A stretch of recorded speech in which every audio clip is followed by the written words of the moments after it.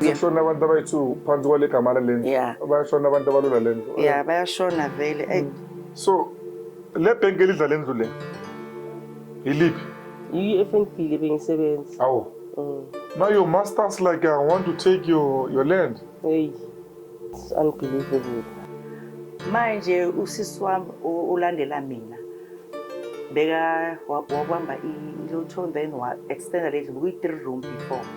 So maka extenda wathola ukuthi kuyashoda izinto zange aqeda. Makaqedanga so Thenjiwe because bekasebenza e-FNB wathi wacela umama ukuthi mama yazi ukuthi siqedelele le ndlu le ithi ngothatha i-loan e-bank. Emsebenzini wakho banawo ifile lakho like they know ukuthi like bipolar. I think so. Thereafter weza futhi wabiza umama bathi bazokubiza e-FNB angazi uzosayina as a witness uma wayesele as a witness. Uma mama makazanga ukuthi le ndlu le iwela phansi koThenjiwe yonke lento beyangayazi. Bakudiagnose nge-bipolar. Bangidiagnose nge-bipolar. Wayekile umsebenzi ke untombi umuntu ogulayo vele uyagula ne-bipolar bekalibe sekalobe emsebenzini yabona ngasayi emsebenzini ayenza zokusebenzini until bamxosha emsebenzini bamxoshile. Nayo i-bipolar le FNB yenu nayo. Hayi asazi kuyenzakalani. Bonani molweni dumela ngilotsha. Sephinde yabonana futhi njengoba ngishilo ukuthi ngizonibona kwelandelayo. Iyo ke i-episode elandelayo ke lena ke. Namhlanje ke sesowethu eDeepkloof zone 5. Kunosizothize lo sibonelile I think uhlengiwe. Ufuna somamela inkinga zakhe. So you know in most stories mina nani siyafana. Ngivele ngihlangabezane nazo masengena ngizwe ukuthi uthiwani. So masizwe ukuthi usihlengiwe usibizele yini. And to those who do not know me, my name is Reverend Turani Mavujembu Chamuna Koroni Chidwandi Adzama. Venisi andoita. Oni punto sabona dziwe. Yeah, let's get in. Sizwe ukuthi wani la ngendlini. Endamdini. Molweni dumela ngilotsha. Yebo. Usihlengiwe ubani phakathi kwenu? Usizwa? Usihlengiwe uyimuphi? Thenjiwe. Oh, Thenjiwe. Oh, uwe. Yimthenjiwe. Okay, Reverend Turani TV is here. Yeah, mhlawumbe singahlala phansi. Ngihlala. Yes. Kukwakho you choose ukuthi sihlale kuphi kanjani. Yeah, nangu la sikhona njengoba ngitshela ukuthi seDeepkloof ezone 5. Yeah. Angihlela ngedwana ngihleli nosisi la. Sisi utatisho ukuthi yena ubani. Sisi wami ngicela uzintroduce kubabukeli bami. Okay, sanibonani bonke babukeli. Mina nguthenjiwe Zwane waseDeepkloof. Kusho ukuthi ne problem la ibank ifuna ukushina indlu. Okay. Bengizafuna nje phela ukuzintroduce but it's fine. Okay. Yeah. Uthenjiwe like okay, so icala uyivulile ke ilokuza ican ibank ifuna ukushina indlu. Masicale la indlu kabani abafuna ukuyokushina. Kusho ukuthi indlu kagogo le ugogo wami. Kwayenzakalani umntana sekhaya iyo lehlele kuyo. Yile hleli kuyo. Okay. Indlu kagogo sikhulela kuyo. Okay. Mina ngathathi lo njengoba bengifuna ukuyiqedelela ukwakhiwa. Umntana sekhaya sewashona. Wawini lotho ne. And then wayiqala phambi kuyi-3 room. Wayidiliza wayiqala phansi. So yashoda indlu wasala kuma ceiling painting, tiling, na painting ngaphandle nebonda. Umntana ke nibeka wini lotho. Beka wini malini? Bukubo 100 and something, 180. Okay. Oh. Mara kathi sakagula naye njengoba zazashona. Oh. Okay, ngathi kumama mina ngiphi title deed ngiyofuna loan. Ngoba bengisebenza ebank vele. Okay. I-home loans. Okay, umama athi okay if uthi uzoqedelela indlu thatha i-title deed. Ngihambe kuyena asayine umama transfer kimi. Ngithola i-loan kanjalo. Oh mama uyewasayina indlu. Uyewasayina i-title deed to me. Ukuthi ngithathe i-title deed ngiyofuna ngayi loan. yeah mawuthi wa transfer title deed to wena kusho ukuthi umama ngamanye amagama yewa lendlu le legally umama uye wayinika wena. Singasho kanjalo mara besifuneka nje ukuthi uqedelele then mangiqeda ukuyibhadala ngibusele back kuye indlu. So kwenzeka ke ukuthi ngaxoxa emsebenzini azange sakhona ukubhadala mara mangithi si-check i-account nayo Hold on. Okay, sizongena ku-account. Usebenze ibhenki bolisebenzela, can you tell us ukuthi bosebenzela liphi bokweliphi lokuthi ibhenki mhlawumbe? First National Bank, FNB. Okay. You worked there for how long? 15 years. Oh. On a very same department? Same branch, yeah. Same department, home loans. For 15 years? Usebenza ku-department home loans? So you know the game? Ani? You know the game? No, but bengekho kuleyo branch epaphana ngayo amaloni mina bengu-securities le emuva sithi special nje ama-title deed nama-life policy to ama-attorney nama-client. When I say you know the game, I mean the game of like the bank. Yeah, no. Ukuthi siyakuboleka imali say maybe like le sikhuluma ngayo imali ye-loan ngisho. So when the bank loan you money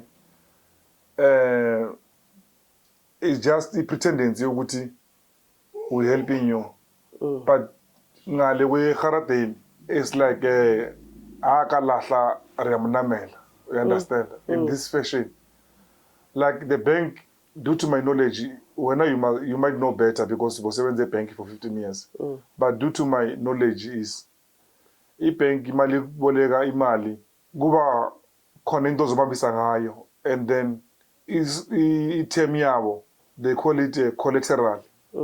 So you know do you know the game? I'm asking you ukuthi do you know ukuthi egcineni ilokuza i-loan before approve they do want into ozobambisa ngayo na ukuthi at the end izoba ilokuza ibabiza collateral damage. You understand? Did you know about that? Yeah, that's why bambisa ngindlu. Okay. Umama bekazi ukuthi Uma mina benga-understand, cha benga-understand yena ngoba into esibhudubhudu nami ngekho right mentally ngayenza izinto nje ngokushesha. Azange ba-explainele nabo sisi la endlini ukuthi kwenzakalani, mina ngangifuna nje i-loan ukuthi soqedelela indlu and then ngekho right. Okay. So how much loan did you? Usho ukuthi ngicela ngithatha i-first bond ne 100. Uyithathe as i-bond le loan? You didn't take it as a loan? Bona baba say converted to home loan as bond because the title deed involved. Okay. Bangiphi first bond ngathatha i-second bond ngathatha i-third bond which wenza 240 konke. 240,000? 240,000 mara ngilibe ngibhadala monthly i-debit. Hold on, sis, already been in 100 and something thousand year load. And then the project we say iqaliwe. Yes, this house is big, it's beautiful, but it's not that big. How many bedrooms is this house? 3. 3 bedroom with this dining room and the lounge. I-bathroom ikhona ingalapha kathole ngaphandle. Ikhona la endlini plus 2 rooms ngaphandle. Oh, okay, no, I understand. Ne-toilet inside. Okay. Ngathenga ne-furniture ke na ngasithengela nemoto kuyo le mali. Oh, it's no more long about the house. You should isikoloto si-1 but i-third bond mase ngiyithatha ngasithengela ngayo imoto but isikoloto siqhubeka ngeloan. Angithi bona bayifaka i-accountini yami imali mangiyiboleka so mina azange saqedelela ukwenza indlu bese kucediwe ngasithengela imoto ngaleyo mali leyo. So you get used to it, isn't it? With ukuboleka imali from the first bond, you become addicted. Then you apply for the second one, then the third one. Damn it. Thank you. Yikho bengisho ukuthi like 230,000. 240,000 plus 100 and something plus 100,000 mhlambe lotto. That is how much? 340 something now. And then yonke like la no. Yona zange zayisebenzisa yonke 130,000 kuyenza indlu ngoba enye wayenzivili ngayenzela ugogo nomkhulu. Lesalayo ke wayenza ngayo indlu. Okay. So ngathi be less than 100,000 mala aqale ngayo ngoba eqala phansi bayiphula from phansi kwi-2 room njengapha mina ngisiyazi ama-2 room aseSoweto. So Hlengiwe, Thenjiwe. Sorry man, yazi sometimes Thenjiwe. Then Thenjiwe, all in all you end up like owing the bank 240,000 you say. Yes, but bebalo bayideduct like manyenza i-first bond baqala ba-deduct. Luyayehla but ngithi ne-interest ayehli kakhulu. Angibe ngilontuza. Ngiboleka futhi installment siyakhuphuka. Did you finish your first like No, I didn't loan? finish. You took the second loan while you still owing the first loan. Bakuvumela now. Bavuma. Then you took the third loan when you still owing the second and the first loan. Mudzimu wanga. Itrap mus. Because they know ukuthi kunento esibambile la ephathekayo. Hey. So right, you worked for 15 years. Of course, manga usebenze for 15 years. Mawuphuma emsebenzini kuba khona imali eziphumayo. Nalo yengayi-understand kahle ngoba azange kube ne-exit interview ezosho ukuthi kumele uthole malini ngisayini ukuthi okay le ngiyayithola ipension and then abayithathi ibond ngoba if beyayikhona ngizothatha le mali ipension ngibhadale ngayo le mali engikolodayo. So le interview le azange ibe khona e-exit. So mina bangiphi imali nje ngisitshela ukuthi yami iza kimi ibond sabayideductile. Bakunika malini? Okuyi-200 and something thousand, 208. Then ibalance yakho boyikolota ngale bekuyimalini or bosokhohliwe nawe ngalesikoloto seloan? Yeah, bengakhohlwanga bengisitshela bazoyithatha la. Bazoyithatha bona kulimali ama-pension. Mina ngisho ukuthi le 200 and something esele bathi mana ise le ibond. Ngasala ngale ngoba ngizibona ngathi ngisebenza isikhathi eside 208 ngibona ngathi incane. So umsebenzi uphele nini? 2012, if I'm not mistaken, 2012. I-case yaqala 2014. Then bakuyekile 2012? Bangiyekile 2012, bangiyeka bayiza 2014 sabathumela ama-summons anjengala. 2010, okay, this is auction. This is 21 la. 2014 wakucala case number le since isebenza from case number i-date ukuthi iqale nenkinga. Case number 6831 1320 2014. So 13 14 it was for 2 years bakuyekile nje kuphela. Yabo mina ngitshela ukuthi bayithatha nje bi-contract issue. Ngoba ngala sabangithumela ama-paper so kanti le bekunipartner yami yazi kancane ngelo ayilubilubisa till azashone last year. Waqala ukugula maybe for 6 months. Zange sakhona umi-attend waze washona. So ngoba sayenza i-affidavit naye umuntu wami sithumela kuma-attend and lawa ama-attend wesithula abathumelayo. La bekhona wa-previously sathumela i-affidavit, founding affidavit, sisho ilo iside lethu. Sayibhala of about 2 pages. Court yathi kumele ngihlale ne-FNB phansi. Since ngimele i-FNB ukuthi kumele ngihlale nayo phansi ayiza in-consult ayenzi nix bangithumela ngala ma-attend la isithula. So these people, they like I said, it's a game. Yabona benzeni bakuyekile for 2 years. I-200,000 incane manje bakuphiwe yona incane for that 15 years. It's way legally. Yathola ukuthi they've kept you for 15 years under like bathini under ama-duties wabo. And then mabakuphele leyo mali leyo peanuts abakuphe yona bakupha 2 years benzela ubhoxa le mali. Ngeke 200,000 for ungafika khona imali engenayo vele ungasebenzi. 1 year is gone if you're not a business person. Yabona. Ngoba vele azange zilast nami nje ngapenda kuphela ngayo ngaphandle. Angazi ni yaphelela phi. Hayi man, sorry man, ngiyakuzwela izithando sami. So la i-sheriff la. Yeah, iyethumele this letter. But system sase high court asikho vele asibi khona. Legit, this document is legit. Document, this document is legit. Bayithumele nini le? Yeah, 2014. Hayi, le bayithumele na Ngisho le ize yonke nale. Oh, okay, it's dating from 2014. Bayithumele ngo-16 May le. 16 May. Mara isithole manje June. Manje last week. Okay. Shall I involve because sheriff it's the last component on this game. You understand? uSheriff kumele azokhipha la ilokuze endlini. But you saying lendlu le indlu kagogo. Yet you just told me ukuthi mama yakho kuphi title deed. Ayipha wena. How is that mangaba indlu kagogo? Ugogo bekayinika umama lendlu. Isesegameni laka mama manje. Ukuthi umama wayichange ukuthi kushoda ugogo, uthatha responsibility yayo. Okay. Then yeza kuwe. Yeza kimi. Wena uyiphi bank ke manje? So le bank elidla lendlu le. Iliphi? I-FNB le bengisebenza. Awu. Now your masters like want to take your land. Hey. It's unbelievable.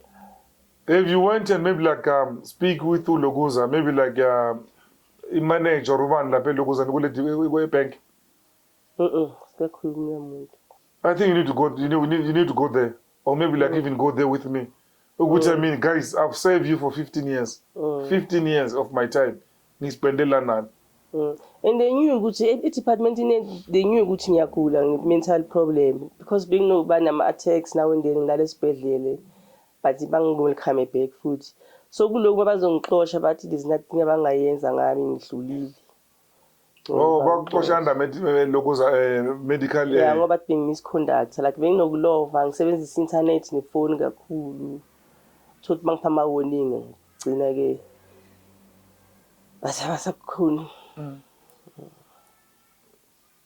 The mental problem ngiyakuzwela nakhona siyafana we relate somehow.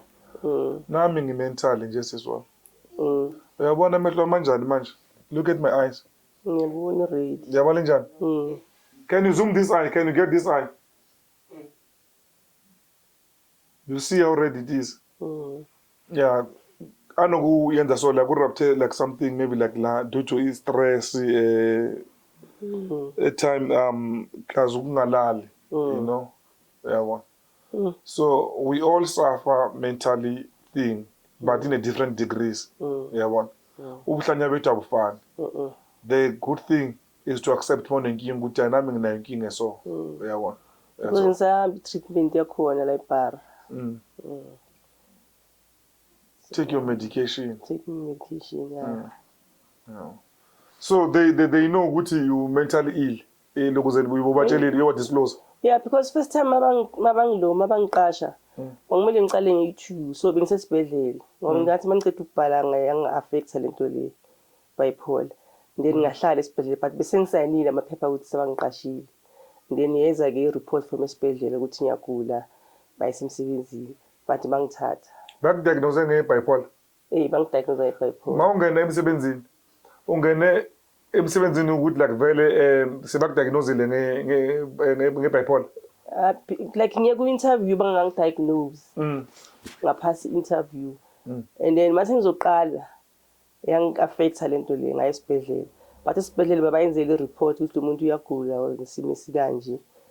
Babanikeza bangithatha kube kunjalo.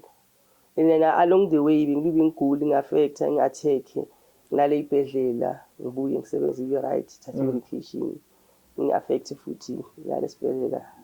Emsebenzini wakho banawo ifile lakho like they know ukuthi like bipolar. I think so. I think banalo like let's say if okay wa under attack and then bakwadmit angisho mabakwadmitile bazokwenzela inote yasesibhedlela ane or eka doctor that you have to submit maybe like mawubuyele emsebenzini. Yes. Have you ever received a note mhlambe from doctor medical like faculty sebhaliwe ukuthi bipolar angisakhumbuli ukuthi babhala ukuthi bipolar but iyasho ukuthi bengigula mara angazi ukuthi ba specify ukuthi bipolar what. Then this thing it will take a different turn now. Ithi ngikhulume nosisi wakho mhlawumbe ne unless mhlawumbe kunento ofuna ukuyeda like into this. Ngifuna nokwazi ukuthi why FNB ngazange sangibiza ukuthi hlala nami phansi etafuleni after sithumele i-founding affidavit and after i-court irulile ukuthi kumele bahlale nami phansi why bangazange abangithinti sebangithumela ngamanye ama-lawyer. Many people watch us, so are those who work with FNB or working for FNB. If we grant you a chance, a time ukuthi ukhulume nabantu base FNB, what can you say to them? You can talk to them.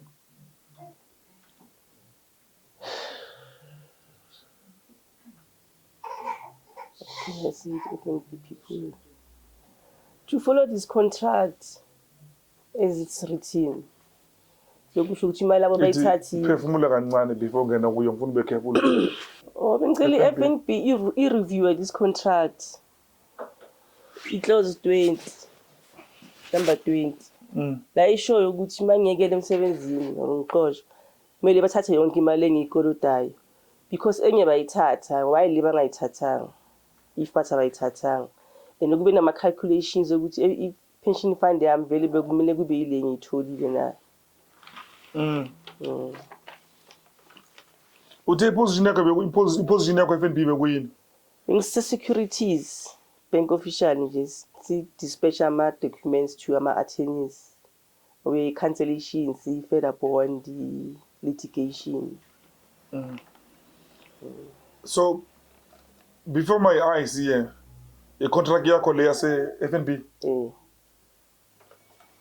Okay. Ukhote number 20 ne?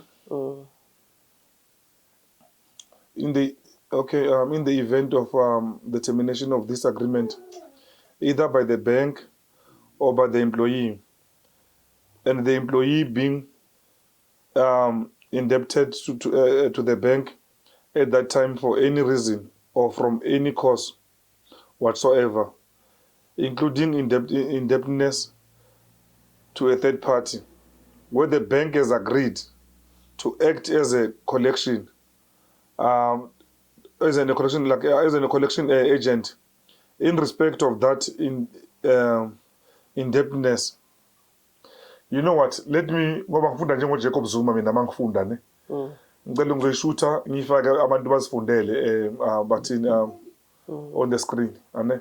Ngizosifundela nje ngizwa I'm trying my best but ngizwakala ngathi ngumsholozi mangifunda. But siswami but sengisikele ngiyabona ukuthi kwenzakala ini and yeah that step asilandelelwanga la yawona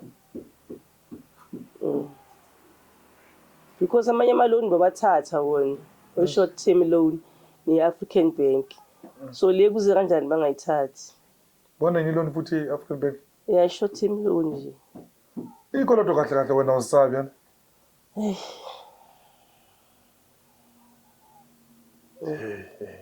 ibone bo thenjiwe.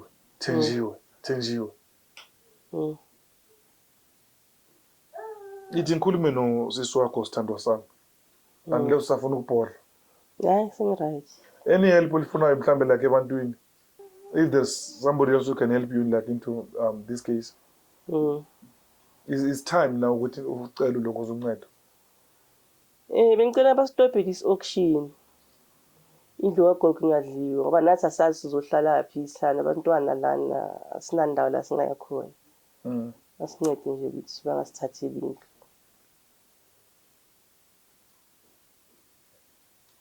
Okay. Ithi kube nosisi wakho.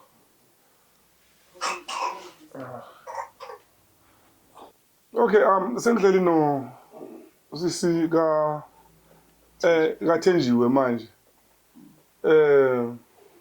Isizwe nokuthi ngaba le ndaba mhlambe imphethe njani or like uyazini ngayo. Okay, njengoba ngisho uhleli nosisi kathenjiwe. Ngicela zintroduce yena. Gama nesibonga ukuthi ubani. Igama lami mina ngusisiki Charlotte Zwane. Ngusisi kathenjiwe ngimdala ku mama firstborn. Ulandelayo besi3. Okay. Lo munye washona phakathi lo owaqala lendlu le. So lendlu le bokindlu kagogo.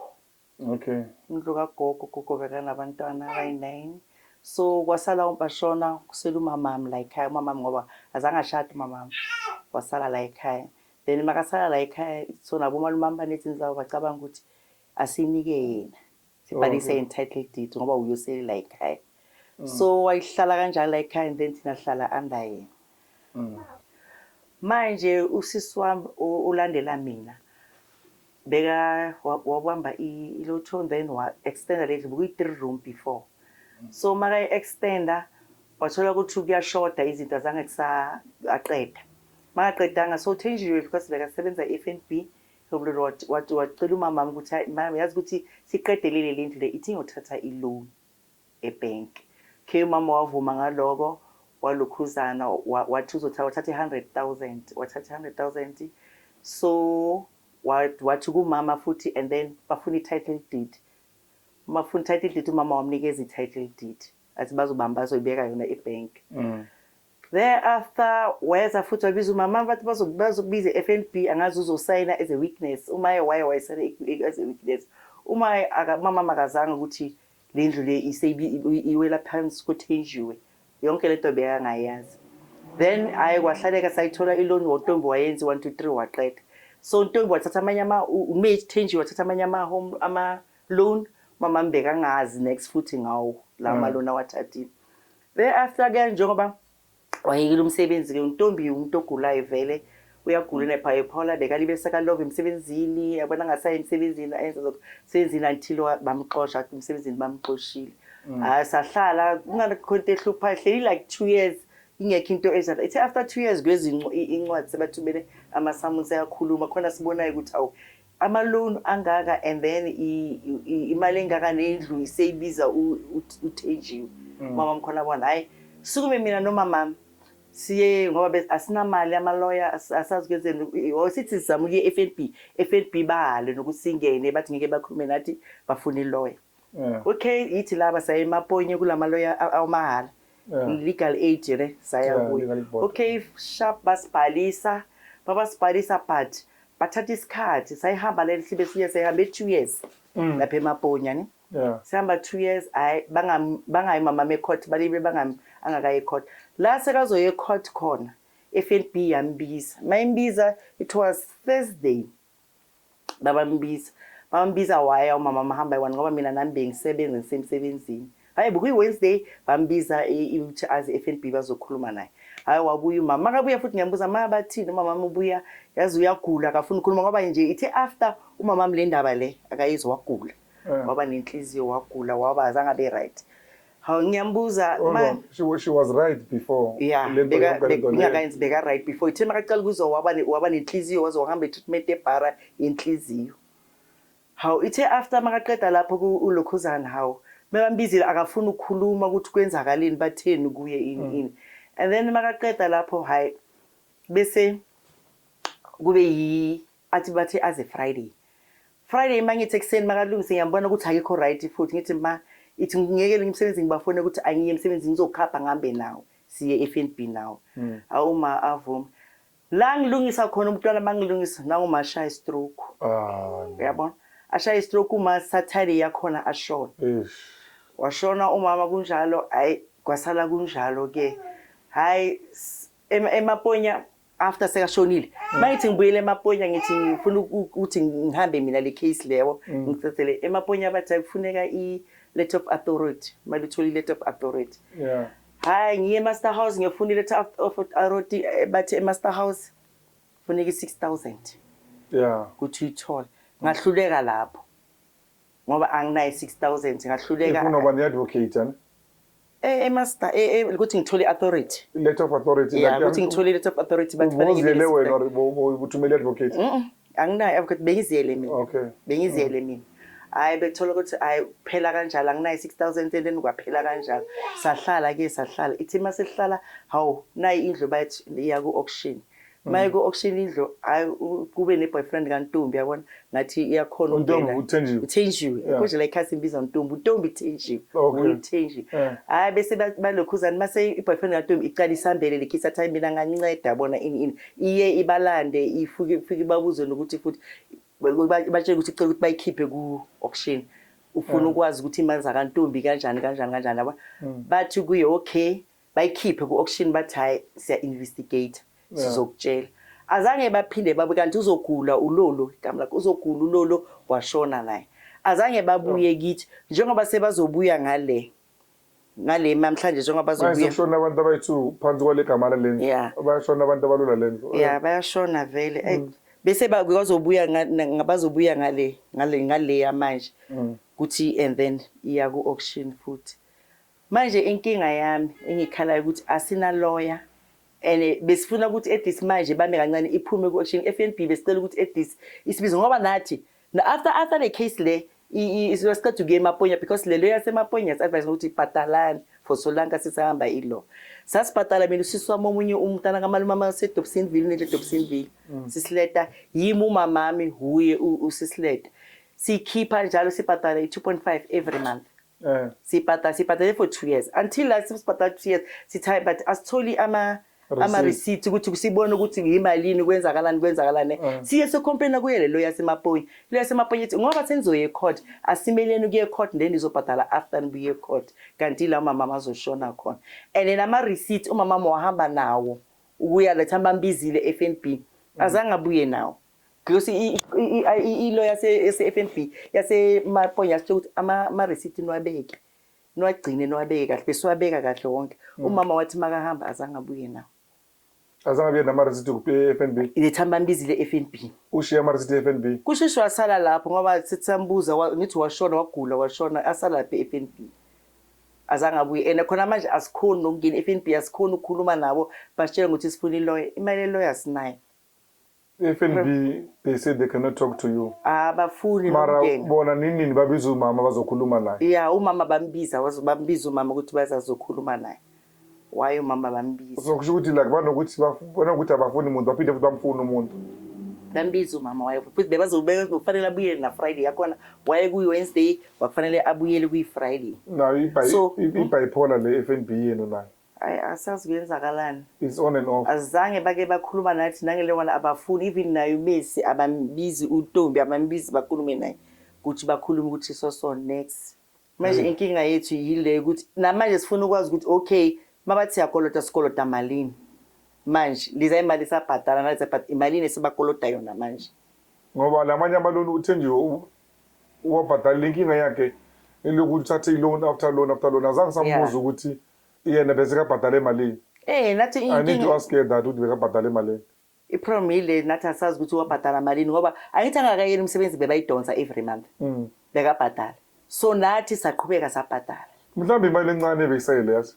asazi ukuthi ile sifuna ukuyazi ukuthi imali esele njengoba esazi ngoba ngabe sazama angazi mhlawumbe ngabe sazama saqhubeka sabhadala manje hlalisa ukuthi nabo bathulile kuthulekile bendila ngene FNB nina kahlali is it the head office or FNB specific maybe la ku certain branch mina angazi ukuthi stila FNB ngoba because thina besibhadala nje FNB eSouthgate nje ebranch le idouble phela asikazi sahlala ne FNB like isikhulume nabantu base FNB asikazi sazama kaningi nale time singathola ama receipt sazama manje bebadala ama 2.5 benobadala mama ngoyiphi account kabani i-account yakhe uNtombi Messi uthenjiwe is fine Messi okay babuke nasikhuluma ngoMessi uNtombi uthenjiwe umuntu oyi-1 umuntu oyi-1 alright benibhadala nge-account yakho ngiyezwa mara 2 account benibhadala ku-account kabani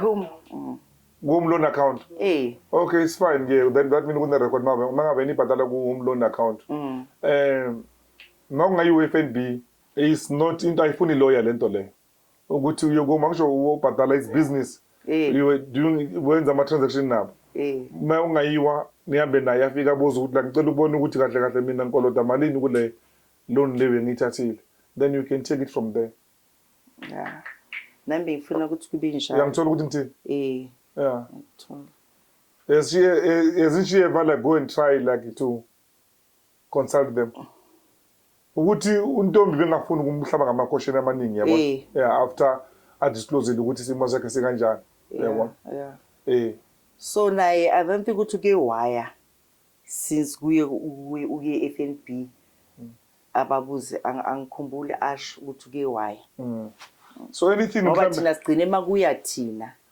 but no bafuna sifuna ilawyer yabona so anything mhlambe la ufuna ukuyeda mhlambe la khona what you saying mina into ngifuna ukuyeda ngifuna ukusho ukuthi khona manje sicela ukuthi bayikhiphe ku-auction bakhulume nathi mhlambe sisolve ngoba khona manje mabangazozikhipha sizoyapi thina nabantwana and abakwazi ukuthi nje bazosikhipha endlini at least ke mabasikhipha babazama ukusifunela indawo wena uhlala kuphi ngihlala khona la endlini hawo ngihlala khona la yimi engumdala engisele and kunabantwana bayesikolweni khona manje abekho ngihlala nabantwana la ningaki all in online la endlini umntana wami washona ngithi ngihlala nezulu nabantwana bakhe abayi-3 bese kuba uye uThenjiwe bese kuba umfana ola erumini bese ya siyabala masi so ni 8 si 8 ish that's a big family ya futhi nakhona ukuthi nti bese khona abanye abayi-2 khona manje khona umntana okhulela uThandeka and then kushushu umntana kamalumami uhambile khona manje uhlala nomntana bengihlala naye nomntana wakhe futhi mara kaningi bayeza hey yo hey kunemfundiso enkulu kule story senu phinda futhi naso futhi sibhlungwana naso uyabona and then kune negligent enye engibonayo due to ilokuza ibanki and also nomndeni kunezinto mhlawumbe indaba zokuthi la siyathembana ukuthi nakhona umndeni umama la kuyoba nobudengu nyana ukuthi ukhona wena njengosisi omdala uthe nje ukucala nakathi uyofuna iloan and then bese kuthiwa kufuneka i-title deed and then agreeing on that ukuthi iloan le ithathwe ngokwe-title deed. I think i-mistake iqale lapho, the first one ibe lapho uyathola nami ngiyayibona lapho ngoba because uNtombi yena washo nomama mhlambe engacabanganga ukuthi ngoba wayekhuluma nomama mngani mhlawumbe mangibheke wena wena you strike me as umama kimi usumdala kulokho ukuyini lana mara umdala uNtombi endala ngokubhekile uyabona. So lokho ungitshela ukuthi at that time ngo-2012 uNtombi makayofuna iloan wena bose umama nje uqinile uyamthola ukuthi ngithini and but bengahlali lana mina bengekho la ekhaya bengisebenza emakhishi ngihlalela lapho ngiza ngama-weekend.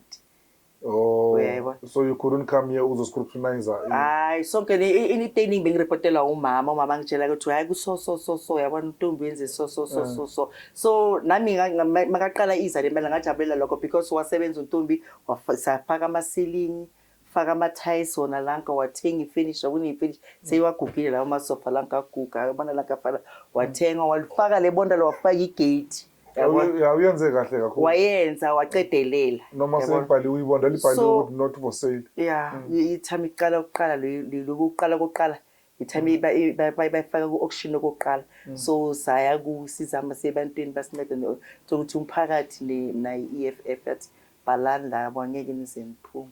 So EFF is it helping you even namanje?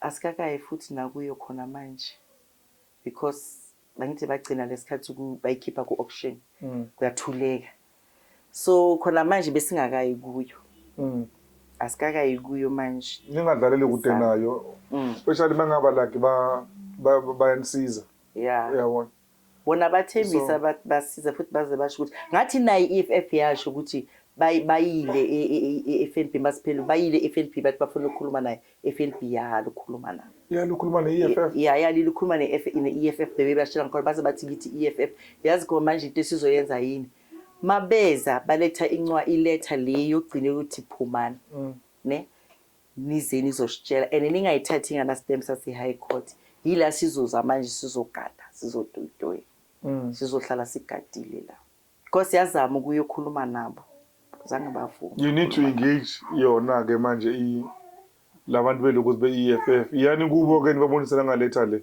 ngoba lendlu le iya e-auctionini manje due to this document 2nd July next month bayifaka kulokuza ku-auction. Then where is this auction taking place?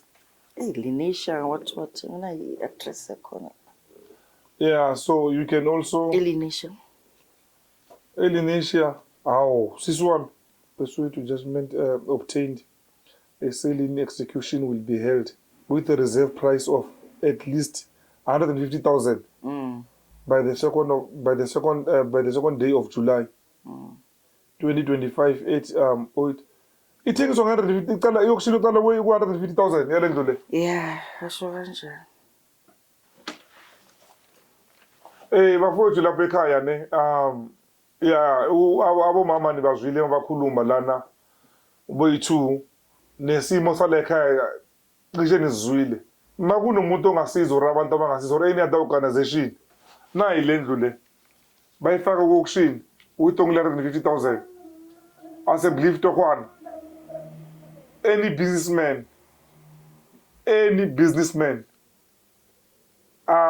akunandaba ukuthi umhlobo muni womuntu ase believe if ungakhona sicela babhadalele le ndlu lena tu 150,000 or any organization engakhona ukuraiser this amount inga save lo mndeni. I don't know, maybe like it will be better if it is you who's asking for that kind of help. Yeah. Bacele ababukeli beRavelation TV, bacele. Bantu siyanicela yazi ukuthi at least onayo asibhadalele le ndlu ngoba khona manje asinayo or asiboleke singakhulumisana naye mhlawumbe ukuthi singambhadala kanjani. Singazama nokuzama la emaroomini siqashisa amaroom lewe sicabanga ngakhona mhlawumbe simbhadale kanjani ukuthi every month athole something lesizoqashisa amaroom sizobazophuma laba semaroomini bangene la endlini amaroom siwaqashise. Yabona sicabanga kanjani ukuthi laba semaroomini bazaphuma bangene la endlini hlala endlini and then amaroom siwaqashise imali amaroom sikhona ukumbhadala lo ongasiboleka mhlawumbe.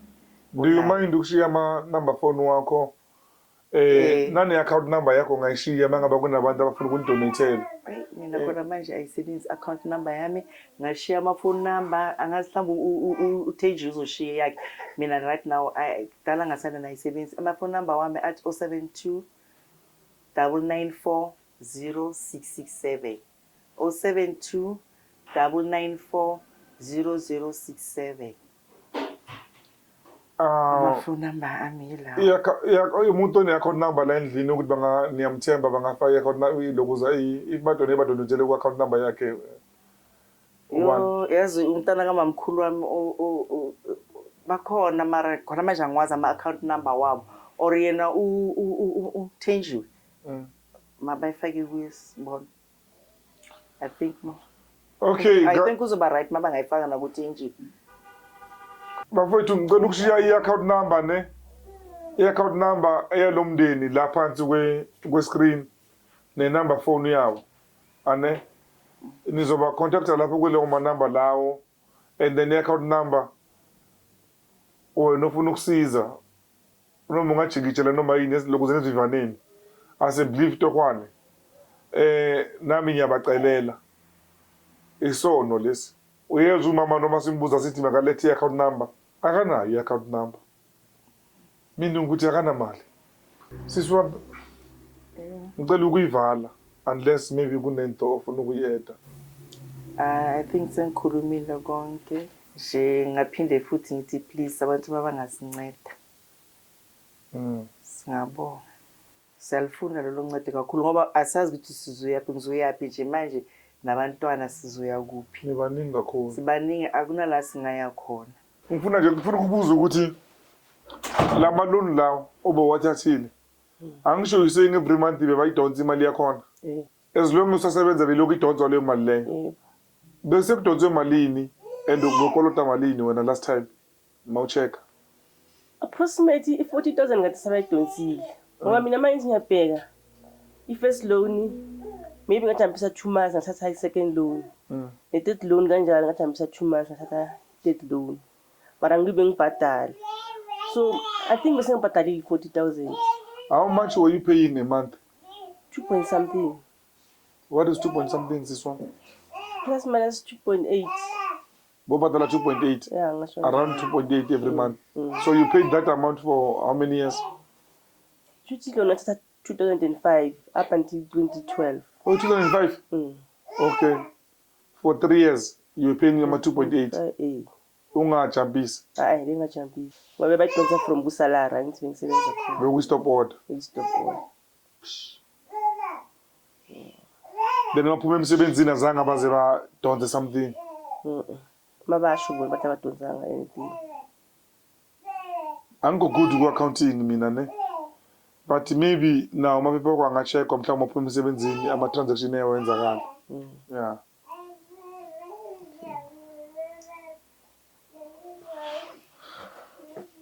Okay, yeah. Ubuhlungwana. Uyabona nephepha leli lithi indlu iwethe 482. Mara bona bathi bayithengisa 150. Ngithi iphepha leli lemanzi lithi indlu iwethe 482. So ngiyamangala why bayithengisa nge-150. I-auction yangisho it's one of those things like that are designed ukuthi ibhenki likwazi ukuzibhadala. Or imali ngibakoda yona. Yeah, ukuthi bathole something noma ingasabuyanga yonke uyathola. But le ndlu lena ayiworth le mali le futhi nakhona le wrong le phepha lakho lamanzi le phepha le lithi worth amalini sibona 482. No, it doesn't. Municipal market value. It doesn't.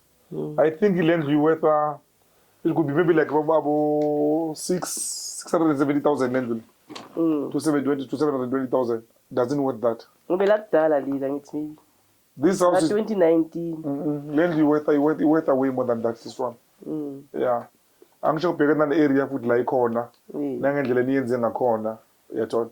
Yeah, ayikho like lapho. So it's worth to be saved. Yabo.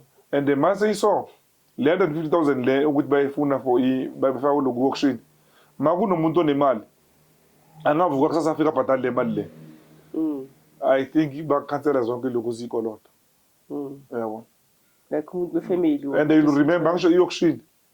Ane noma umuntu wefamily. Umuntu makabhatala. Ku-auction. Yona le abayise yona le 150,000. Yeah, 150,000 le mangafika uyobhadala before i-auction. Ngomuntu wefamily bazovuma ukuthi abafika azoyibhadala yathola mangaba la ku-family udaki cela ubhadalele labantu labo.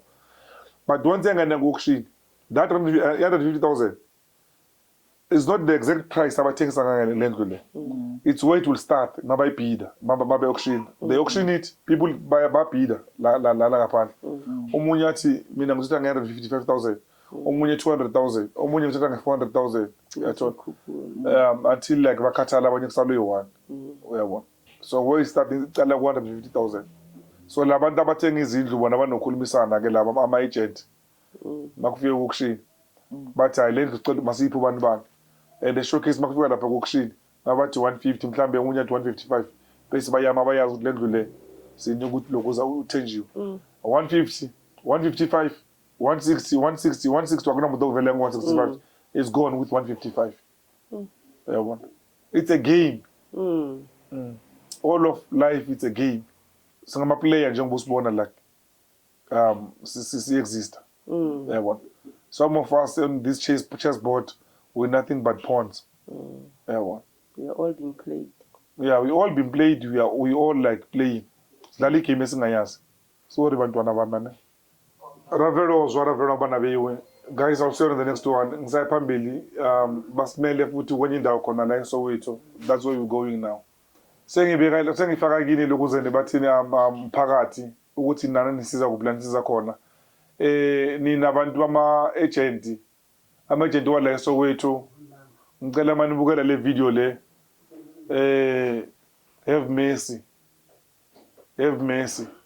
futhi nina kahle abantu bamalokuza ama-estate agent mani ngahlangana like nonke ama-estate agents ukuthi ala eSoweto Deep Kloof Orlando yinle Lens White City Jabavu Orlando ntoni nihlangane mangaba very nizimisela ukuthi kusiza abantu.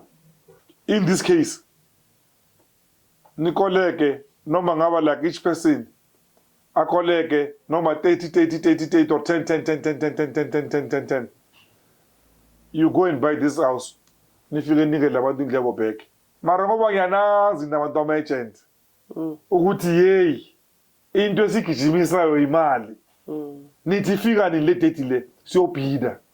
But imagine mangaba le ndlu yokudla ogogo wakho wena bekungama mkhulu wakho ngaba bakho kuyindlu ukuthi bekuyini ithathwe kanje. How does it feel? Yeke isilungu esokuthi it's business ngithi it's business we don't really care ngisho yathengiswa then sizothenga ube nozwelo. Nani ma-agent ngiyanifaka kule nto le because you make a lot of money emalokishini ngokuthengisa like lezi ndlu lezi you and nama conveyor. So sometimes even exceptions. Make an exception on this one. Ngiyanicela, yenzani into right. Yes, EFF bayalwa abantwana babantu ngamabhereti abovu.